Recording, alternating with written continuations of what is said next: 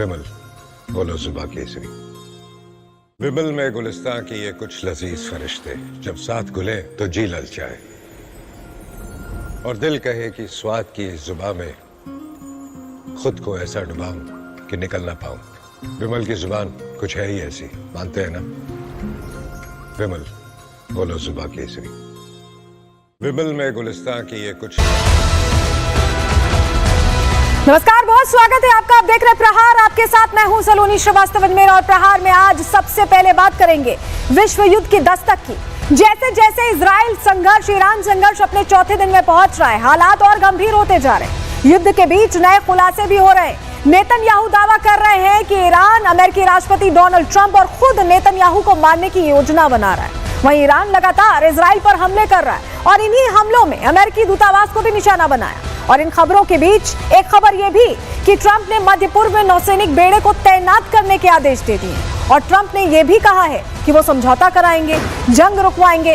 Trump बार बार कहते हैं कि अमेरिका का इस जंग से कहीं लेना देना नहीं है, जबकि इजराइल के अधिकारी साफ कर चुके हैं कि अमेरिका इस जंग में उनकी मदद कर रहा है। असली सवाल यह है कि क्या वाकई ट्रंप इस जंग से दूर है या फिर पर्दे के पीछे से सब कुछ कंट्रोल कर रहे हैं। और सवाल यह भी है कि ईरान के परमाणु बम बनाने से इजराइल अमेरिका को इतनी दिक्कत क्यों है। हर सवाल के जवाब के साथ युद्ध की ताजा तस्वीरें जो आपको प्रहार में दिखाने वाले हैं। दूसरी खबर पीएम मोदी के मिशन की। पीएम मोदी आज शाम G7 बैठक में भाग लेने के लिए कनाडा रवाना होंगे, जहां दुनिया के ताकतवर देश America, Britain, France, Germany, Japan, Italy और कनाडा वैश्विक मुद्दों पर चर्चा करेंगे। भारत को बतौर विशेष अतिथि एक बार फिर आमंत्रित किया गया है, लेकिन G7 में भाग लेने से पहले प्रधानमंत्री मोदी साइप्रस की कूटनीतिक यात्रा पर हैं। साइप्रस और क्रोएशिया का यह दौरा कूटनीतिक लिहाज से भारत के एक बड़े कदम के तौर पर देखा समझा जा रहा है। पीएम की यात्रा पड़ोसी पाकिस्तान के घनिष्ठ मित्र तुर्की के लिए भी कड़ा संदेश है। पीएम के साइप्रस दौरे से क्यों परेशान है तुर्की, डिटेल में आपको बताएंगे, लेकिन सबसे पहले बात करेंगे ईरान इजराइल के बीच भीषण संग्राम की।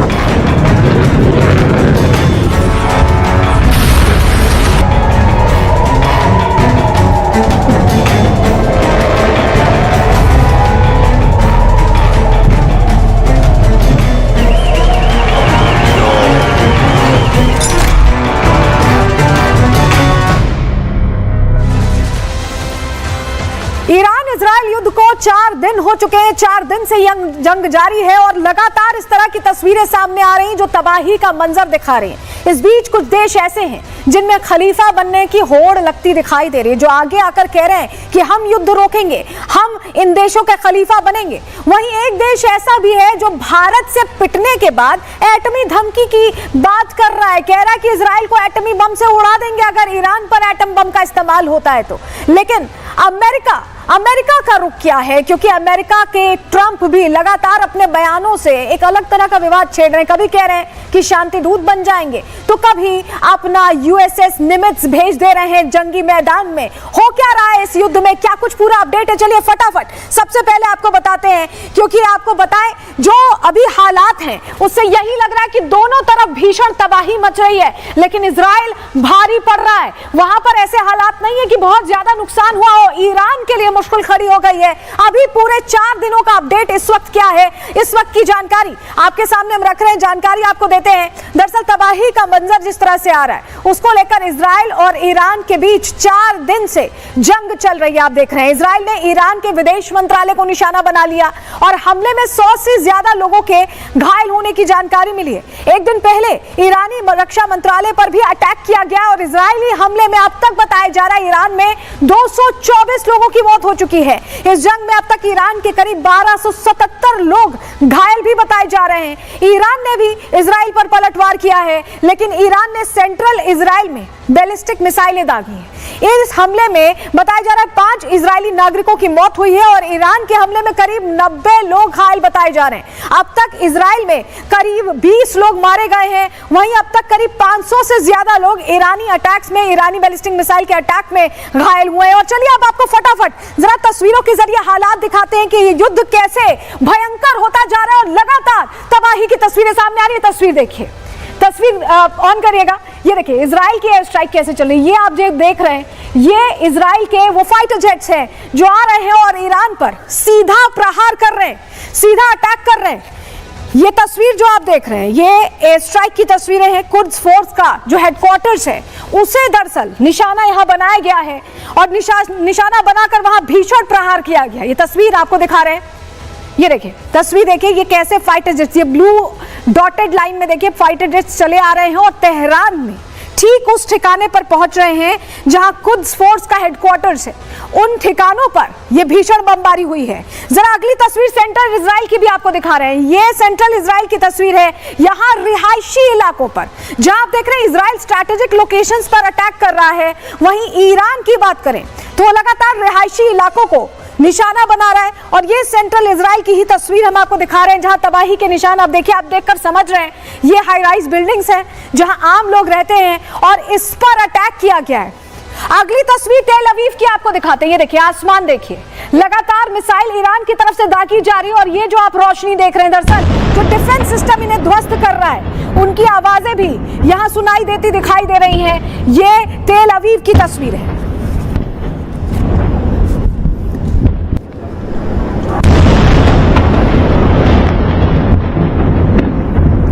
तो कैसे आयरन डोम एक्टिव है, ये आप तस्वीर भी देख रहे हैं। एक और तेल अवीव की तस्वीर देखिए, ये देखिए रिहायशी इलाके फिर से तेल अवीव में निशाना कैसे बनाया जा रहा है और यहाँ पर धमाका हुआ है। ये देखिए, ये आप देख रहे हैं, हाईलाइट करके हम आपको दिखा रहे हैं जहां लगातार रिहायशी इलाकों पर यह बमबारी ईरान की तरफ से की जा रही है।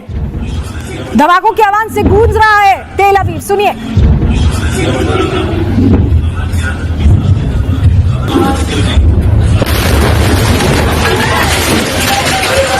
और बड़ी बात यह है कि ईरान इराक का भी इस्तेमाल कर रहा है। ये तस्वीर जो आप देख रहे हैं ये इराक की और यहां से बकायदा ईरानी मिसाइल दागी जा रही हैं। ईरानी मिसाइल दागी जा रही हैं इजराइल की तरफ। ये वो तस्वीरें हैं जो बता रही है कि ईरान किसी भी तरह रिहायशी इलाकों को टारगेट करके इजरायलियों को नुकसान पहुंचाना चाहता है, जबकि इजराइल लगातार उन ठिकानों को निशाना बना रहा है जहां से लगातार अटैक्स की प्लानिंग हो रही। कुद्स फोर्स के हेडक्वार्टर्स की बात करें, डिफेंस मिनिस्ट्री की बात करें, ये तमाम वो जगह हैं जहां से इजराइल सोच रहा है कि स्ट्रैटेजिकली अटैक करे, जबकि ईरान इराक का भी इस्तेमाल कर रहा है और खुद भी ऐसी मिसाइलें दाग रहा है जो लगातार निशाना बना रही है रिहायशी इलाकों को। इस बीच एक बड़ी जानकारी आ रही है, बड़ी खबर आ रही है, उसका रुख कर रहे हैं।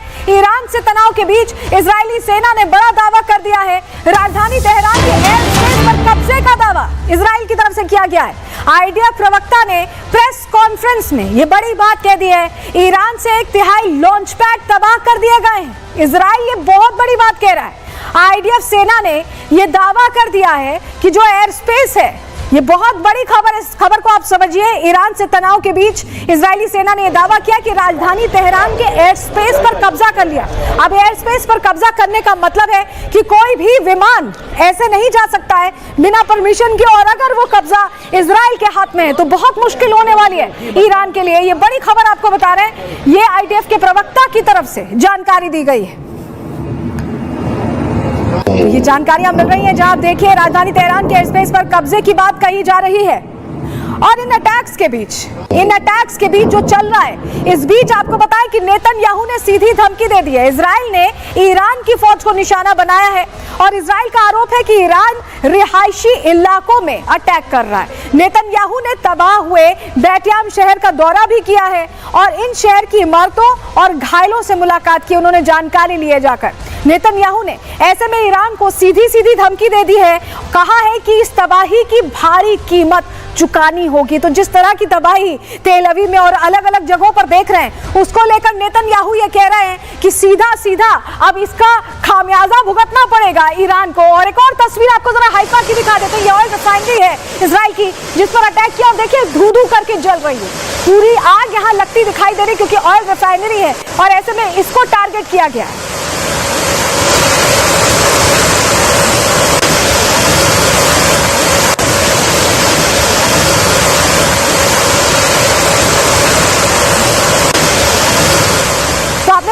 देखी जो ऑयल रिफाइनरी है उसको पूरी तरह से आग के हवाले कर दिया अटैक करके। एक और तस्वीर हाइफा की ही आपको दिखाने जा रहे हैं, जहां पर अगर आप देखें तो हर तरफ ईरान का यहां अटैक दिखाई दे रहा है। ये देखिए कैसे आकर इस जगह पर गिरता है, शहर पर मिसाइल अटैक ये कर रहा है ईरान। और ये तस्वीर देखिए, यहाँ गोल घेरे में हम आपको दिखा रहे हैं, भीषण आग लगती यहां दिखाई दे रही है।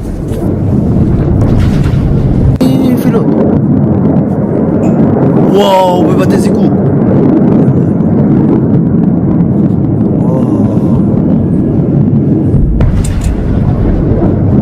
और एक और तस्वीर देखिए, इजराइल पर लगातार ईरान मिसाइलें यहां पर बरसा रहा है और आयरन डोम एक्टिव है जो आसमान में ही इन्हें ध्वस्त करने का काम कर रहा है। यह तस्वीर भी बहुत महत्वपूर्ण इसलिए हो जाती है क्योंकि इजराइल ने अपने डिफेंस सिस्टम को लगातार गेयर अप करके रखा हुआ है।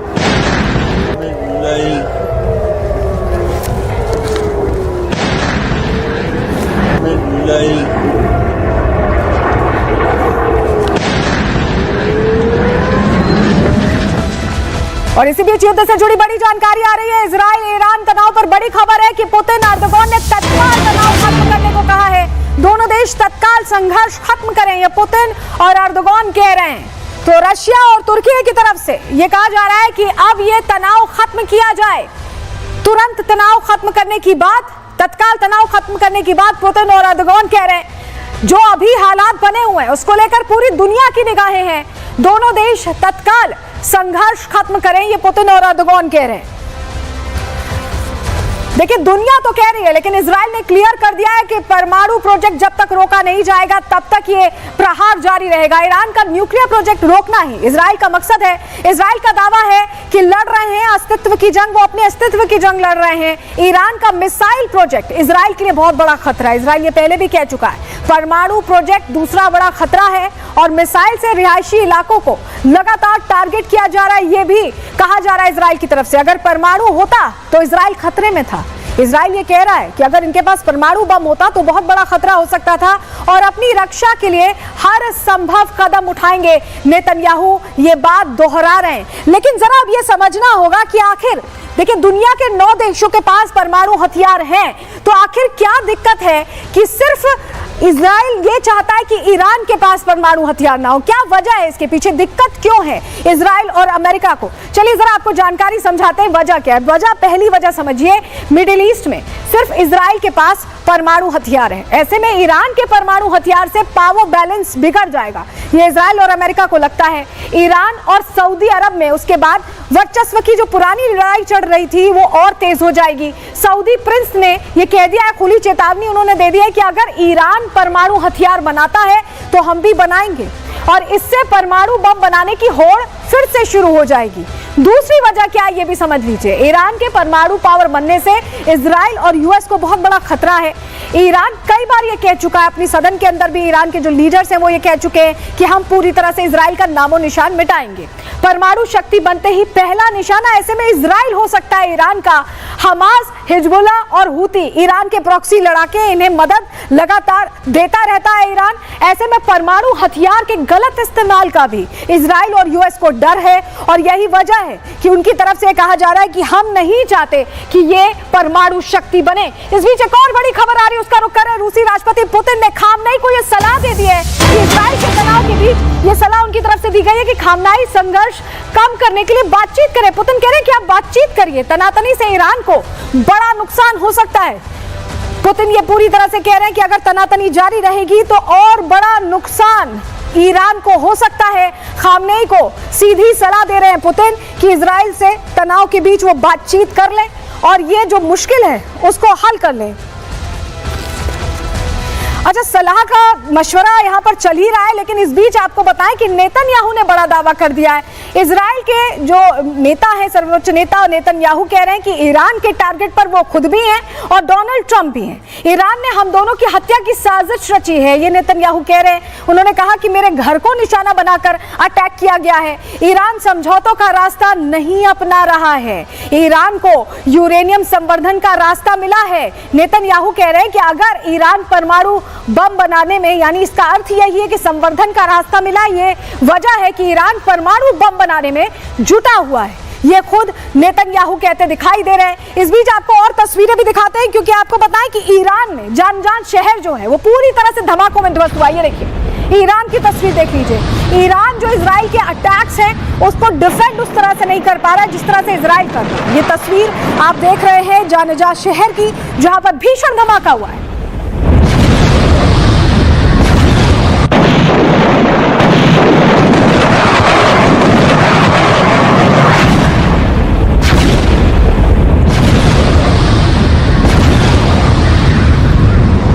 और आपको ये हम लगातार बता रहे हैं कि जो अटैक कर रहा है इजराइल वो रणनीतिगत तरीके से कर रहा है। पार्शीन की ये तस्वीर देखिए, ये न्यूक्लियर ठिकाना है ईरान का, जहां पर यूरेनियम संवर्धन चल रहा था। वहां पर ये स्ट्रैटेजिक मूव के तहत ये अटैक किया गया है। परमाणु ठिकाने पर यह अटैक किया गया है। ये तस्वीर भी आप देख रहे हैं, क्योंकि पार्शीन ईरान का परमाणु ठिकाना है, वो फैसिलिटी है जहां पर ये डेवलप करने की कोशिश कर रहे थे और ऐसे में यहाँ पर अटैक किया गया है। और इस बीच एक और बड़ी खबर आ रही है, जहां आपको बताया ईरान में भारतीयों की सुरक्षा पर एमईए का बयान आ गया है। स्थिति पर भारतीय दूतावास की नजर है। मिनिस्ट्री ऑफ एक्सटर्नल अफेयर्स की तरफ से कहा गया है कि ईरान में मौजूद छात्रों से हम संपर्क कर रहे हैं। कई छात्रों को सुरक्षित स्थानों पर भी पहुंचाया गया है। एमईए की तरफ से बड़ी बात कही गई है कि छात्रों को सुरक्षित जगहों पर पहुंचाया गया, यानी जो लोग वहां फंसे हैं उन्हें निकालने की कोशिश लगातार चल रही है। इस बीच ये बड़ी जानकारी हम आपको दे रहे हैं। जो ईरान में छात्र हैं उन्हें निकाला जा रहा है, ये मिनिस्ट्री ऑफ एक्सटर्नल अफेयर्स की तरफ से साफ कर दिया गया है। इस बीच जरा आपको बताते हैं कि अब ट्रंप नए सिरे से फिर से शांति दूत वाले मोड में आ गए। क्यों हम ऐसा कह रहे हैं जरा समझिए। अमेरिकी राष्ट्रपति ने फिर से शांति का राग छेड़ दिया है। इजराइल ईरान युद्ध को लेकर उनकी तरफ से पोस्ट किया गया है और कहा है उनकी तरफ से भारत पाकिस्तान जंग का जिक्र फिर से कर दिया गया है। ईरान इजराइल को समझौता करना चाहिए और वो करेंगे, ठीक वैसे ही जैसे मैंने भारत और पाकिस्तान को समझौता करवाया है। ट्रंप का दावा यह है कि वो पर्दे के पीछे से कर रहे हैं कोशिश, बात और मीटिंग कर रहे हैं। तो पहले जो ट्रंप ये कहते थे कि वो इस युद्ध को नहीं रोकने वाले, वो इसमें नहीं पड़ने वाले हैं और अमेरिका का कोई इसमें रोल नहीं है। इजराइल ये कह चुका है कि अमेरिका को जानकारी है और अब अमेरिका की तरफ से ट्रंप ये कह रहे हैं कि वो समझौता कराएंगे। तो ट्रंप दरअसल क्या पर्दे के पीछे रहकर दोहरी रणनीति चल रहे हैं, ये अपने आप में सवाल है। सुनिए क्या कहा है डोनाल्ड ट्रंप ने। There's going to be a deal. I think it's time for a deal and we'll see what happens, but sometimes they have to fight it out, but we're going to see what happens. I think there's a good chance there'll be a deal. There's going to be a deal. I think it's time for a deal and we'll see what happens, but sometimes they have to fight it out, but we're going to see what happens. I think there's a good chance there'll be a deal. सुन रहे हैं आप, वो कह रहे हैं कि एक अच्छा चांस है कि समझौता हो जाए, लेकिन सवाल ये है कि डोनाल्ड ट्रंप समझौता करने की भी बात कर रहे हैं और अपना युद्धपोत भी भेज रहे हैं। अमेरिका मदद करने के लिए भी इजराइल के लिए खड़ा है। क्यों हम ऐसा कह रहे हैं समझिए। इजराइल की मदद कर रहा है अमेरिका और बाकायदा इसके लिए ट्रंप ने यूएसएस निमित्ज को रवाना कर दिया है। लाल सागर में, रेड सी में यूएसएस निमित्ज की तैनाती कर दी गई है। हूती को रोकने के लिए निमित्ज की तैनाती करने की बात कही जा रही है। इजराइल को चौतरफा घेरने से बचाने की यह कोशिश है अमेरिका की और इसी के तहत यह बताया जा रहा है कि निमित्ज को भेजा गया है। तो एक तरफ वो कह रहे हैं कि वो शांति समझौता करवाएंगे, दूसरी तरफ यूएसएस निमित्ज की तरफ भेज रहे हैं। तो आप समझिए कि पूरी तरह से यहाँ डोनाल्ड ट्रंप क्या करने वाले हैं समझ नहीं आ रहा। लेकिन यूएसएस निमित्ज जो तैनात हो गया रेड सी में, वो कितना क्रूशियल हो सकता है इस लड़ाई के लिए, जरा आपको जानकारी देते हैं, समझाते हैं। समझिए, समुद्र पर यूएसएस निमित्ज की जो तैनाती है वो अपने आप में इसलिए बहुत खास हो जाती है क्योंकि अमेरिकी नौसेना का यह सुपर कैरियर बताया जाता है और दुनिया का सबसे बड़ा जंगी जहाज है। अमेरिका का सबसे पुराना युद्धपोत भी है और इससे बहुत सारी सुविधाएं हो सकती है। 1092 फीट लंबा यूएसएस निमित्ज, 5000 नौसैनिक इस युद्धपोत पर तैनात रहते हैं। 90 फाइटर जेट्स और हेलीकॉप्टर्स हैं, यानी अगर कोई मदद चाहिए इजराइल को तो ये 90 फाइटर जेट्स और हेलीकॉप्टर्स तुरंत पहुंच सकते हैं। MK-29 guided missile launching system इस पर है, रिम 7C स्पैरो मिसाइल इस पर है, रिम 116 रोलिंग एयरफ्रेम मिसाइल इस पर है। इसके अलावा MK-38 मशीन गन सिस्टम से भी ये लैस है। तो आप समझिए कि ये यूएसएस निमित्ज किस तरह से मजबूती दे सकता है इजराइल को इस टेंशन के माहौल में। आप समझ रहे हैं, जरा आपको तस्वीर दिखाते हैं कि कैसे ईरान अभी घबरा रहा है क्योंकि निमित्ज भी आ चुका है और इस बीच जो तस्वीरें आ रही हैं ईरान से वो भी कहीं ना कहीं उन्हें टेंशन दे रही है। जरा ये तस्वीर देखिए, ये भूकंप के झटके जो ईरान में आ रहे हैं उसका पूरा डेटा है और यहाँ इस जगह पर भूकंप के झटके आए हैं जो बता रहे हैं 2.5 तीव्रता का भूकंप आया है, 2.5 तीव्रता का भूकंप आया है। और आप समझिए कि ये भूकंप क्यों आ रहा है, क्या इसके पीछे की वजह है, इसके पीछे की वजह क्या है, ये अपने आप में कहीं ना कहीं आपके मन में भी प्रश्न आ रहा होगा कि आखिर ऐसे भूकंप के झटके क्यों आ रहे हैं। चलिए जानकारी आपको दे देते हैं। दरअसल ईरान की फोर्डो परमाणु साइट के पास हमला हुआ है और इजराइल के हमले के बाद जोरदार धमाके यहां देखे गए हैं। फोर्डो न्यूक्लियर फैसिलिटी पर कई धमाके हुए हैं।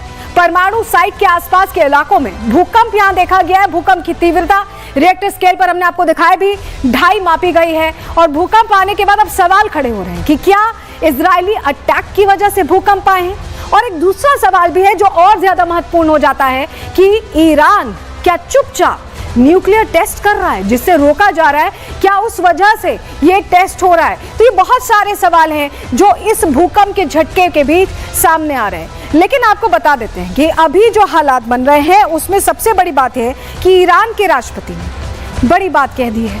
जंग के बीच ईरान के राष्ट्रपति ने बड़ा दावा किया है। राष्ट्रपति मसूद पेजेश्किन क्या कह रहे हैं सुनिए।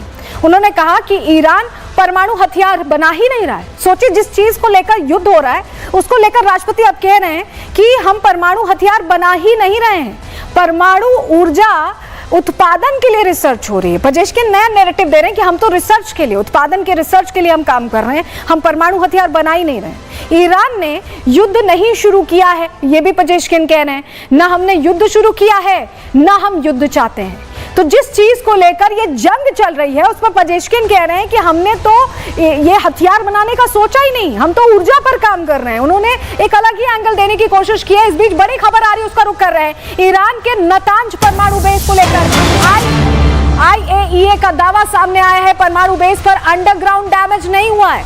इजरायली हमलों में परमाणु बेस को नुकसान नहीं पहुंचा है। IAEA ये कह रहा है, इंटरनेशनल एजेंसी ये दावा कर रही है कि इन अटैक्स में नुकसान नहीं पहुंचा है। जो परमाणु संयंत्र हैं उनको नुकसान नहीं पहुंचा है, ये बड़ी बात है।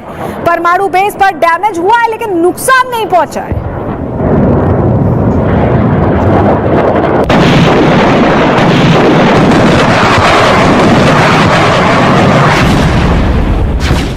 तो देखिए अपने अपने दावों के बीच कुछ देश ऐसे हैं जो मध्यस्थता कराना चाहते हैं, जो शांति कराना चाहते हैं, लेकिन कुछ देश ऐसे भी हैं जो आग में घी डालने का काम कर रहे हैं। एक ऐसा ही देश है पाकिस्तान जो भारत से बुरी तरह पिट चुका है, फिर भी कैसे आग में घी डालने की कोशिश कर रहा है, रिपोर्ट के जरिए आपको दिखा रहे हैं।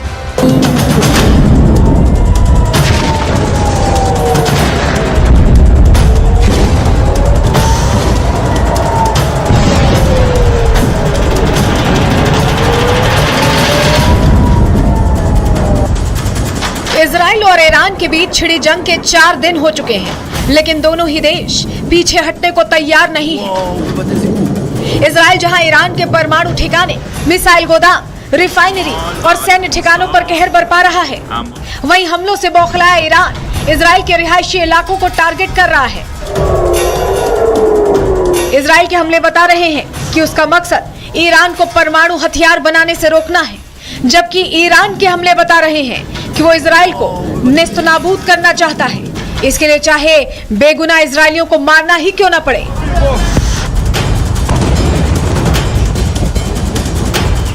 इजराइल की इमारतें बता रही हैं कि ईरानी मिसाइलें आईडीएफ के ठिकानों से ज्यादा रिहायशी इलाकों को टारगेट करके दागी जा रही हैं, जिससे बेगुनाह अपनी जान गंवा रहे हैं।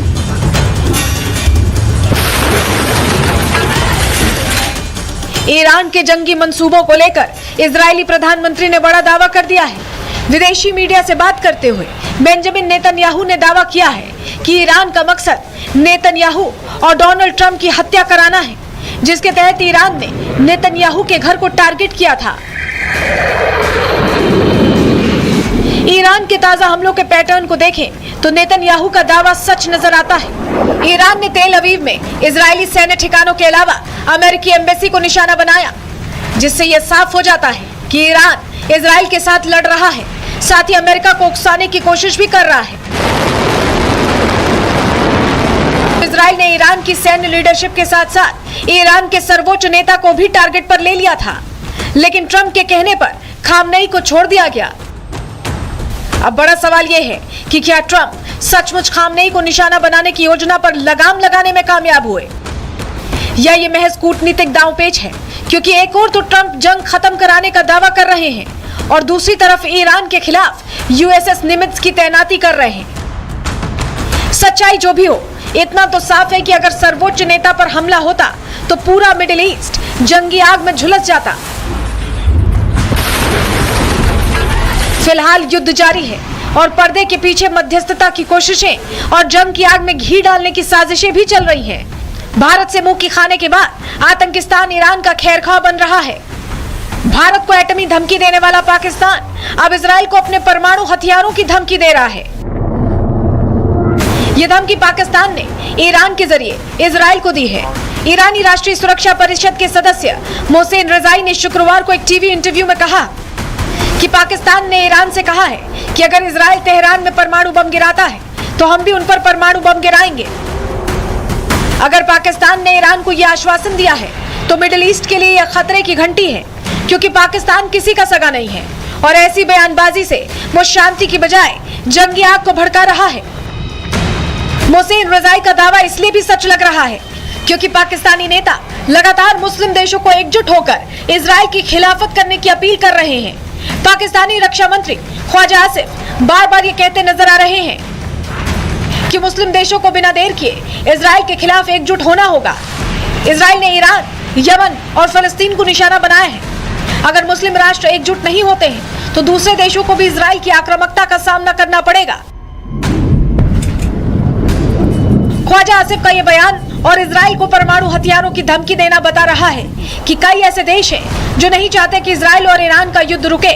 ऐसे में देखना यह होगा कि शांति के पक्षधर देश इस बारूदी आफत को कैसे टालते हैं। Bureau report, republic Bharat. बीच बड़ी खबर आ रही है, इसी से जुड़ी आपको बताएं, पाकिस्तान ने ईरान से सटा अपना बॉर्डर बंद कर दिया है। बलूचिस्तान की सीमा ईरान से मिलती है और ये बॉर्डर अब बंद कर दिया गया है पाकिस्तान की तरफ से। पाकिस्तान एक तरफ तो कह रहा है कि हम साथ हैं, हम न्यूक्लियर बम देंगे, और अब खबर ये मिल रही है कि ईरान से सटा जो अपना बॉर्डर है, बलूचिस्तान का जो इलाका है, उसमें उस बॉर्डर को बंद कर दिया गया है पाकिस्तान की तरफ से। बलूचिस्तान प्रांत का जो बॉर्डर शेयर करता है ईरान के साथ, वो बॉर्डर बंद कर दिया गया है। ये बड़ी खबर आपको बता रहे हैं। इधर आपको बताएं कि आप सबको मध्यस्थता करानी है, सब खलीफा बनने में लग गए। जितनी मुस्लिम कंट्रीज हैं, सबसे ज्यादा तुर्की है इसमें आगे। क्यों आगे, जरा समझिए। तुर्की ने सऊदी अरब से बड़ा मध्यस्थ बनने की तैयारी कर ली है। अर्दोगान अलग अलग राष्ट्राध्यक्षों से बाकायदा इसके लिए बात कर रहे हैं। तुर्की ने अमेरिका, रूस, कुवैत से बात भी की। अभी हमने आपको ब्रेकिंग न्यूज में भी बताया था कि कैसे अर्दोगान ये कह रहे हैं रूस से बातचीत करके पुतिन के साथ कि अब समझौता कर लीजिए, बातचीत कर लीजिए। अर्दोगान ने इराक के प्रधानमंत्री से भी बात की है और अर्दोगान ने ईरान और इजराइल से भी बात की है। सभी देशों से अर्दोगान बात कर रहे हैं। तुर्की के विदेश मंत्री भी कई देशों के संपर्क में बने हुए हैं। रूस और ब्रिटेन से शांति समझौते पर अर्दोगान की तरफ से बात की जा रही है। तुर्की दरअसल नाटो में होने का फायदा उठा रहा है और कोशिश ये कर रहा है कि वो इन देशों के बीच कोशिश ये करे कि वो सबसे बड़ा देश उभर कर सामने आए जिसने समझौता कराया है। ये अपनी इमेज तुर्की चाहता है और इसी पर तुर्की की तरफ से काम भी किया जा रहा है। लेकिन आपको बताएं कि लड़ाई अब और हाईटेक होने वाली है और ईरान के लिए अब खतरा बढ़ने वाला है। क्यों हम ऐसा कह रहे हैं, चलिए डिटेल देते हैं आपको, ग्राफिक्स के जरिए बताते हैं। इजराइल ईरान जंग में नए हथियारों की दरअसल एंट्री हो गई है। IRGC से जुड़ी फोर्स न्यूज एजेंसी का यह दावा है कि इजराइल लोकेशन ट्रैकिंग टेक्नोलॉजी का इस्तेमाल कर रहा है। मोबाइल फोन की लोकेशन ट्रैक की जा रही है जिसके जरिए ईरानी सैन्य अधिकारियों को निशाना बनाया जा रहा है। इससे पहले हमने आपको खबर बताई थी कि कैसे कई ईरानी जो टॉप लीडर्स थे इनके, वो ढेर किए गए, साइंटिस्ट ढेर कर दिए गए। ऐसे में क्या मोबाइल ट्रैकिंग को एक तरह से इस्तेमाल किया जा रहा है, ये सवाल है। दरअसल न्यूक्लियर वैज्ञानिकों को भी ऐसे ही मारा गया, ये कहा जा रहा है। तेहरान में इस्माइल हानिये को भी ऐसे ही मारा गया था। वहीं RGC ने देश में जारी की है गाइडलाइंस, ट्रैकिंग से बचने के लिए मोबाइल का इस्तेमाल ही ना करें। ईरान में ये गाइडलाइन जारी कर दी गई, इस गाइडलाइन के तहत काम हो रहा है। तो ये जो 4 दिन से हमले चल रहे हैं, क्या इसका आगे अंजाम होता है या कहां जाता है ये युद्ध, इस पर हमारी नजर रहेगी। लेकिन अब आगे बढ़ रहे हैं, अगली खबर की बात कर रहे हैं। प्रधानमंत्री नरेंद्र मोदी अब विजिट पर निकले हुए हैं, एक ऐसे कूटनीतिक मिशन पर निकले हुए हैं जिसका असर कहीं ना कहीं हम देखेंगे अलग अलग जगहों पर भी दिखाई देगा। हम क्यों ऐसा कह रहे हैं आप समझिए। दरअसल ऑपरेशन सिंदूर के बाद प्रधानमंत्री का ये पहला इस तरह का ग्लोबल विजिट है। G7 में दरअसल उन्हें जाना है, लेकिन G7 से पहले प्रधानमंत्री पहुंचते हैं साइप्रस, और साइप्रस में पहुंचकर वो सीधा संदेश दे रहे हैं पाकिस्तान के बड़े पक्के दोस्त और एक तरह से ऑपरेशन सिंदूर के दौरान पाकिस्तान की मदद करने वाले तुर्की को। क्या संदेश प्रधानमंत्री दे रहे हैं और कैसे तुर्की के लिए प्रधानमंत्री की यह साइप्रस यात्रा टेंशन का सबब बन गई है, चलिए अब आपको बताने जा रहे हैं। सबसे पहले समझिए, प्रधानमंत्री G7 के लिए अभी शाम में रवाना हो रहे हैं। कनाडा में होने वाली है G7 की यह बैठक, और इस बैठक में प्रधानमंत्री जब पहुंचेंगे तो तमाम बड़े देशों के राष्ट्राध्यक्षों के साथ उनकी मीटिंग होगी। लेकिन उससे पहले प्रधानमंत्री पहुंचते हैं साइप्रस। जरा आपको जानकारी देते हैं, G7 समिट में हिस्सा लेने से पहले प्रधानमंत्री साइप्रस पहुंचे हैं और साइप्रस के राष्ट्रपति निकोस ने बाकायदा उनका एयरपोर्ट पर भव्य स्वागत किया है। ऑपरेशन सिंदूर के बाद साइप्रस का ये उनका पहला पड़ाव बना है इंटरनेशनल विजिट का, और दशकों से भारत और साइप्रस के बीच गहरी दोस्ती जरूर रही है, लेकिन बहुत वक्त बाद ऐसा हुआ है कि कोई भारतीय प्रधानमंत्री जा रहा है। ऑपरेशन सिंदूर के बाद साइप्रस जाने के कई मायने हैं।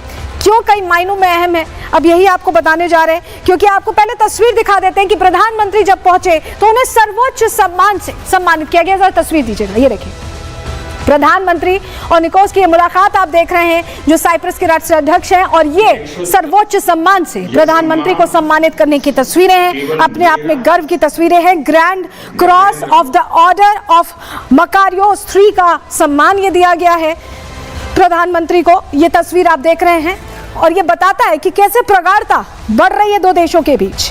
राष्ट्रपति निकोस ने यहां स्वागत किया, वहीं सर्वोच्च सम्मान भी दिया है। तो समझिए, प्रधानमंत्री मोदी के साइप्रस दौरे का आज दूसरा दिन है। साइप्रस में पीएम को सर्वोच्च सम्मान से सम्मानित किया गया। Grand cross of the order of Makarios III से सम्मानित किया गया। हमने आपको तस्वीर भी दिखाई। मोदी का नहीं बल्कि 140 करोड़ भारतीयों का यह सम्मान है, ये प्रधानमंत्री नरेंद्र मोदी ने दोहराया। उन्होंने कहा कि हमारी संस्कृति वसुधैव कुटुंबकम की है, विचारधारा का ये सम्मान किया गया है। प्रधानमंत्री ने क्या कुछ कहा है, सुनिए जरा। भव्य स्वागत और आतिथ्य सत्कार के लिए राष्ट्रपति जी का हृदय से धन्यवाद करता हूं। राष्ट्रपति जी और यहाँ के लोगों ने जो अपनापन और स्नेह दिखाया, वह सीधे दिल को छू गया। ये सम्मान केवल मेरा नहीं, 140 करोड़ भारतीयों का सम्मान है। यह भारत और साइप्रस की अटूट मित्रता की मोहर है। साइप्रस के साथ हम अपने संबंधों को बहुत महत्व देते हैं। भारत और साइप्रस की मित्रता न परिस्थितियों से बनी है और न ही सीमाओं से बंधी है। ये समय की कसौटी पर बार बार परखी गई है। तस्वीरें आपको दिखाते हैं जहां प्रधानमंत्री नरेंद्र मोदी अब कनाडा के लिए रवाना हो चुके हैं। G7 समिट के लिए साइप्रस से रवाना हुए। बड़ी जानकारी मिल रही थी, अब रवाना हो गए। देखिए, 2 दिवसीय साइप्रस दौरा था और अब कनाडा के लिए रवाना हुए हैं प्रधानमंत्री, जहां पर G7 समिट में हिस्सा लेंगे। तस्वीरें आपको दिखा रहे हैं, रवानगी से पहले की तस्वीरें, जहां अलग अलग प्रतिनिधियों से मुलाकात प्रधानमंत्री की चल रही है। G7 के लिए रवाना हो रहे हैं और अपने आप में बहुत क्रूशियल है G7, क्योंकि ऑपरेशन सिंदूर के बाद भारत का डंका G7 समिट में भी बजता यहां दिखाई देगा। जरा अब आपको तस्वीर आज की दिखा रहे हैं। आज सुबह की ये तस्वीरें हैं जब साइप्रस दौरे के आज दूसरे दिन प्रधानमंत्री कार्यक्रम में पहुंचे, क्योंकि आज द्विपक्षीय वार्ता होनी थी। बहुत सारी ऐसी चर्चाएं होनी थी जो द्विपक्षीय संबंधों को और मजबूत करने के लिए यहां की गई। ये तस्वीर भी आपको दिख रहे हैं, ये देखिए, भारत साइप्रस के बीच ये द्विपक्षीय वार्ता की राष्ट्रपति निकोस के साथ प्रधानमंत्री नरेंद्र मोदी की मौजूदगी है और बहुत सारे ऐसे मुद्दे हैं जिसके जरिए समझौते किए जा रहे हैं और भारत और साइप्रस की जो दोस्ती है उसे और प्रगाढ़ बनाया जा रहा है वैश्विक स्तर पर।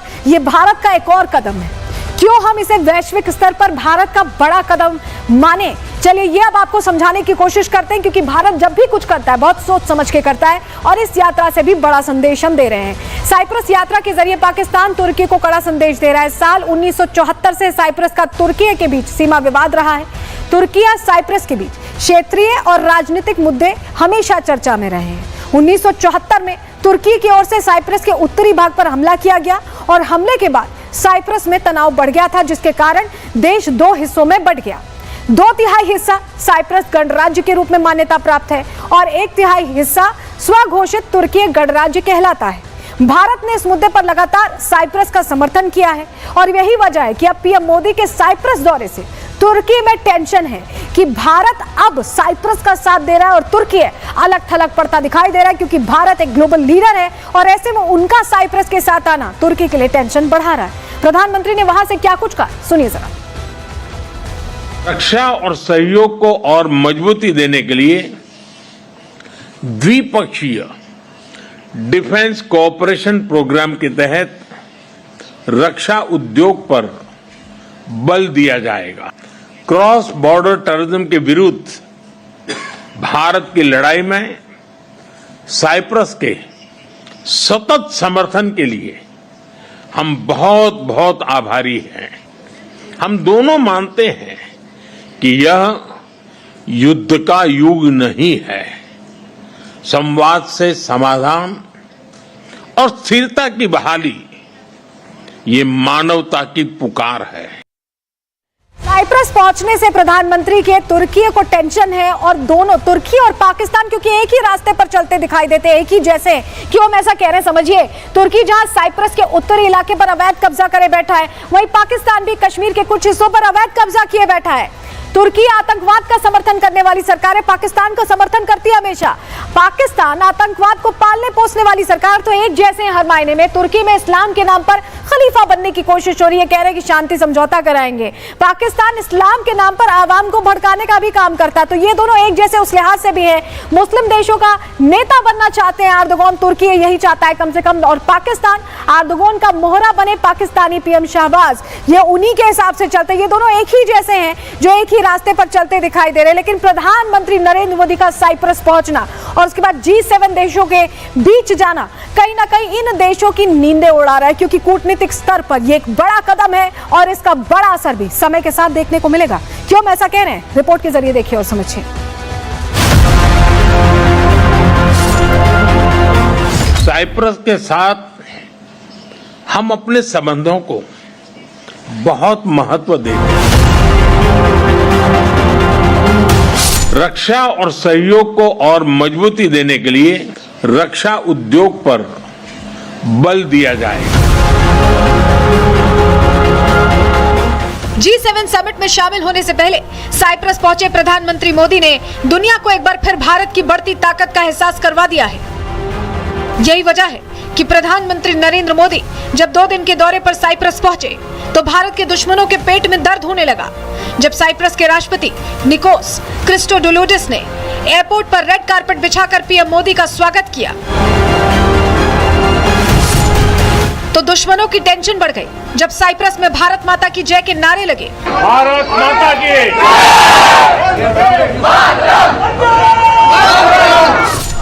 तो विरोधियों के ऊपर डर के काले बादल छा गए।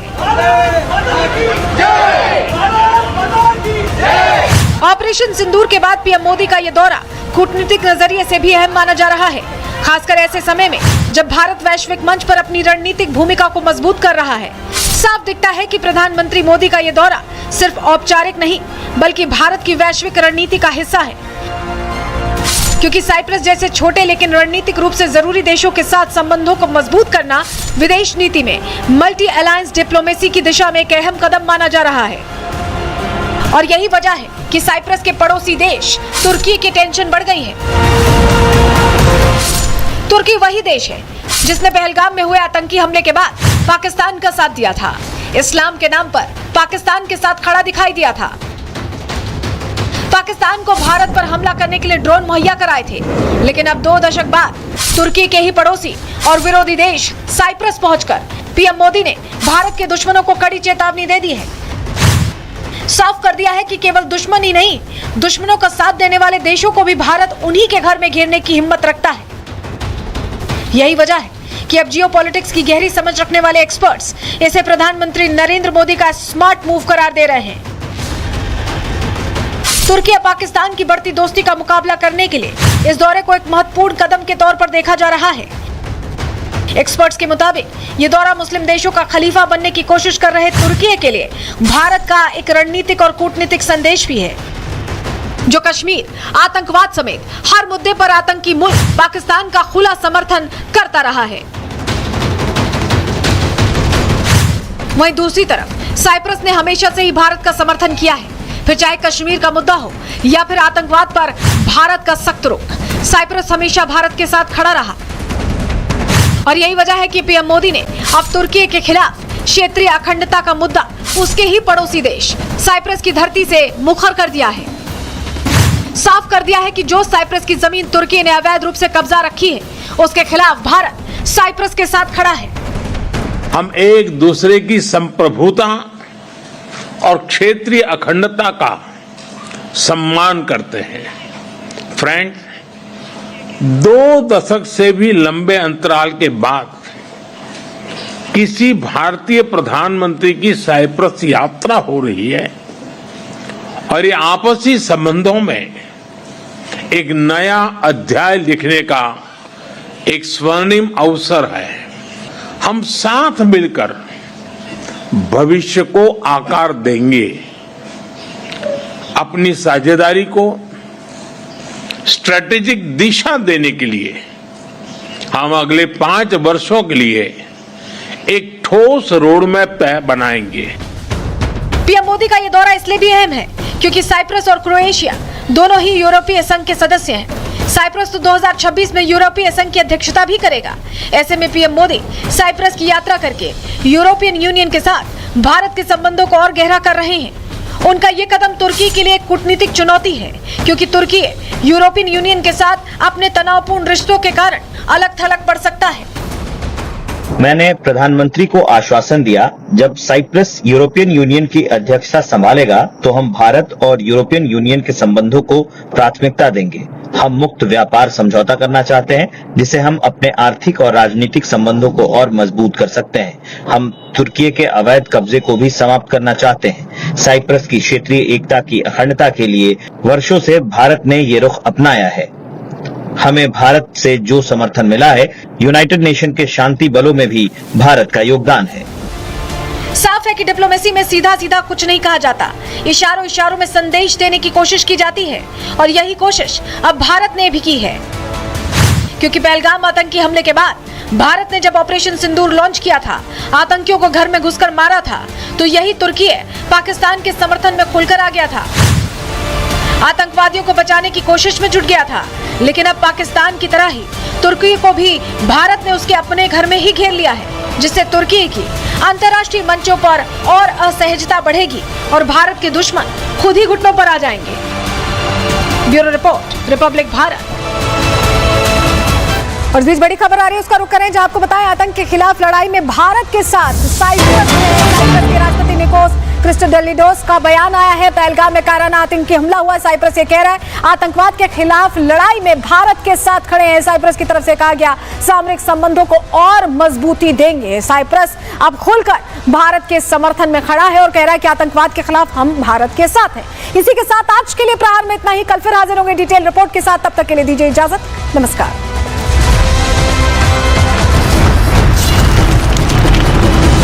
के ये कुछ लजीज फरिश्ते जब साथ घुलें तो जी ललचाए और दिल कहे कि स्वाद की जुबान में खुद को ऐसे डुबाऊं कि निकल ना पाऊं। विमल की जुबान कुछ है ही ऐसी, मानते हैं विमल, बोलो जुबान कैसी।